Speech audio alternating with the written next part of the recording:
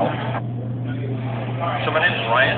I'm the head judge here at Eudaimonia, the game store in Berkeley on University Avenue. I run Magic the Gathering tournaments. Magic the Gathering, for those of you who don't know, is a game, strategy game with a little bit of a luck element thrown in. It's a collectible card game, really the first collectible card game. And the way that it's played, it's kind of like chess, and in that it's a strategy game, you're trying to outthink your opponent, trying to outwit them. It's a little bit like poker as well. There's a random element and a lot of hidden information. And so you're trying to get inside your opponent's head and try to keep them getting inside yours, but letting them think they have by giving them false information. You're not allowed to actually lie about things that they have. The game it's very popular as far as fringe, non-football type games. How many people do you think play it? Worldwide. It's played worldwide. There are millions of players worldwide. There's a pro tour for this game where players, it's an invitation-only tournament. It happens 4 times a year, and people compete for $10,000.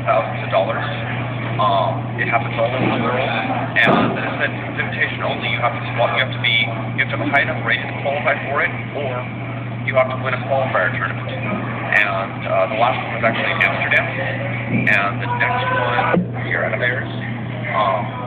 It's kind of a small number, considering that last Saturday there were 94 players playing basically the same tournament. I guess they all got their fix last Saturday, and most of them are taking the weekend off. But yeah, this tournament's 18 players. There's young children there, there's a couple of adults. Frankly, there's a lot of college students in games again. How much are some of those cards worth? Well, some of the cards that were first printed are actually worth hundreds and, in one case, thousands of dollars.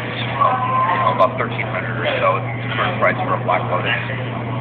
So yeah, if you played this game 10, 15 years ago and have some cards sitting in a shoebox in your closet, you might want to look it up and see if they're actually worth something, because some of them, if you played in like 93, 94, 95, you might have some cards that are worth a lot of money. Since there are so many cards, one of the big social aspects of the game is actually trading with other people. So let's say I have a card that you really want, you have a card that I really want, we might work out some sort of deal where you get mine and I get yours.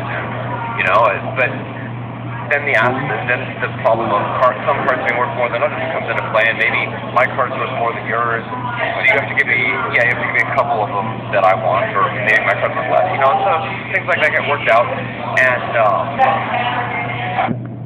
is that it's something to do while you're sitting around with your friends.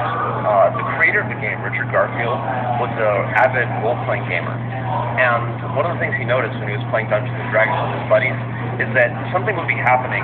There'd be 5 of them sitting around the table, and something would be happening with 2 of them, and that would be taking all the focus of the game, and the other 3 people wouldn't really have anything to do. And so he literally created this game so that everybody can interact. Well, not that everybody can interact.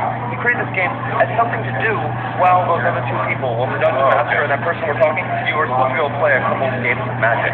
He wanted to create a quick game for that. He's a math PhD, and he really likes mathematics-based games.